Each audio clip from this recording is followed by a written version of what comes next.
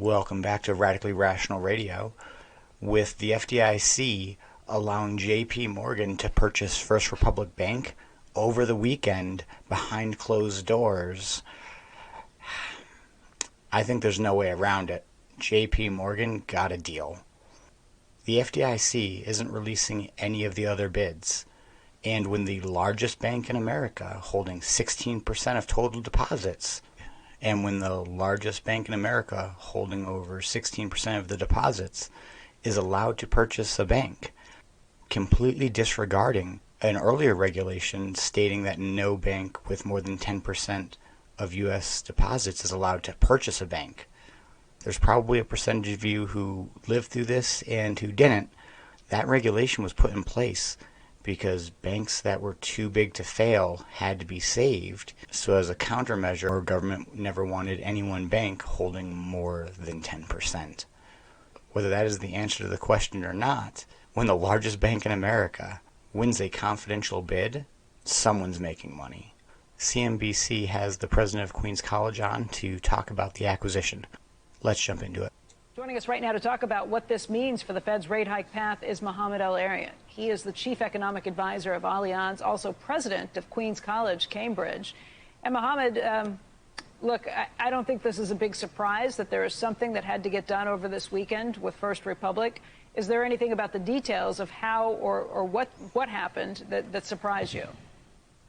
Yeah, it tells us a lot, Becky, and thanks for having me on. And well beyond what it's like to have a mismatch in the balance sheet, what it's like to have flighty deposit, what's it like to have lapses in supervision and regulation by the Fed. This was an unusual situation in the sense that all the incentives were aligned among the three big actors, the banks, the FDIC, and the Fed. You had an unusual alignment, and yet what comes out has all sorts of unintended consequences and collateral damage. We're making the big banks bigger. We're changing the conventional wisdom about what is a safe bank. It turns out that the banks that were once viewed as too big to fail and too big to manage are now the safe banks. We have increased moral hazards. 11 banks had tens of billions of deposits in the banking system. And it just tells you that we are so deep right now in the world of second best that whatever we do will have collateral damage and unintended consequences. Okay, when you say the moral hazard that was increased here is that 11 banks had $30 billion in deposits that they put in, I guess last month, was it? No, it was in March, so it was about a month and a half ago, that they put in to try and shore up First Republic. That's something that you don't see happening again? I mean, the government wanted them to do that, I think, because it showed a sign of confidence in the banking system. You think they'll be reluctant to do that again because it then means that they have to make sure that that bank doesn't go under and they lose their deposits? They may be reluctant, but de facto now we've extended deposit insurance to everybody. Forget about uninsured deposits. Between what was done on Silicon Valley Bank and what was done here, the message is very clear. Every deposit is guaranteed, including the uninsured, supposedly uninsured deposits of the banks themselves. Well, that's a really big problem. I mean, just looking through, there's a bunch of stuff I didn't know about the FDIC before this morning, Mohamed. The FDIC, under Dodd-Frank, is required to hold 1.35% of all deposits that are insured to make sure that if there are these issues, that they can pay it off. Well, they were only looking at bank insured deposits up to $250,000. You start taking in all those uninsured deposits too, which, by the way, was like 90% of what was uninsured in Signature Bank and a huge portion of Silicon Valley Bank too. That's a much bigger number if you start looking at all of those things. So is the FDIC going to be in the position where it can't pay this out, or are we still like hoping that confidence takes all of that away? So that's not going to change because the law is not going to change. What's going to change is the practice. So the law is not going to change, so the FDIC is not going to be forced to change what it does in terms of what it holds.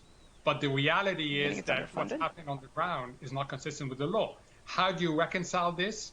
Two ways. One is by the Fed declaring, as it did in the case of Silicon Valley Bank, a systemic risk exception, and therefore you turn small banks into systemically important banks. And secondly, by giving a favorable deal to whatever bank takes over your troubled bank, as happened with JP Morgan. Look at what's happening to the share price today. JP Morgan has gotten a good deal. They negotiated well. They waited out the process, and they got a really good deal once again. Did they get a good deal or not? Because we've also had people saying, well, it's not going to be substantial to their bottom line. It's not going to be, maybe slightly positive to the bottom line, maybe. I mean, if you're still arguing about whether it's positive to the bottom line, it's hard to say that it was a sweetheart deal at the same time. I think you're probably right that they got a deal that Jamie Dimon doesn't think he's going to lose money on, or hopes he's not going to lose money on. But I don't know if I'd call it a sweetheart deal or a great deal. Oh, I would. It is true that JP Morgan is huge and will get bigger. So this doesn't move the needle in a major way. But look at what JP Morgan acquired. First Republic was one of the most envied banks. Why? It had very rich depositors. It was able to make jumbo mortgages to very creditworthy clients. And it had what was viewed as the best client experience, the best customer service. All that is now acquired by JP Morgan at a cost that's only marginally more than what they would have lost in their deposits, okay, that they had put in First Republic. So for JP Morgan, that is a great deal. And you see that in the stock price. Now, will it make a huge difference to the bank? No. But at the margin, it is undoubtedly and unambiguously beneficial to JP Morgan. Mohammed did a great job covering the benefits that JP Morgan did get from winning the auction for First Republic through the FDIC. Now also remember that the FDIC did pretty good as well. What Mohammed knows and probably didn't have enough time to also say is that JP Morgan paid the FDIC $10 billion and the FDIC loaned $50 billion to JP Morgan. Now there's a reason those words are different. The Fed wrote a $50 billion loan to JP Morgan, just money out of nowhere. Again, we don't have to print it. It's just digital zeros if it's a loan. And the FDIC got paid $10 billion. That seems like a great deal for JP Morgan. That's a $40 billion net difference. JP Morgan will only need that to cover deposits that are being pulled out. The likelihood of deposits being pulled out now is highly reduced because JP Morgan is the largest bank in America.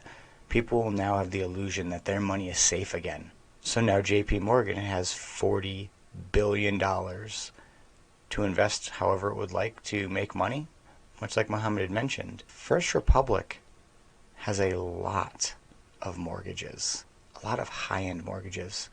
Just in the recent weeks, the FDIC changed its regulations, charging borrowers with higher credit scores and higher down payments more insurance.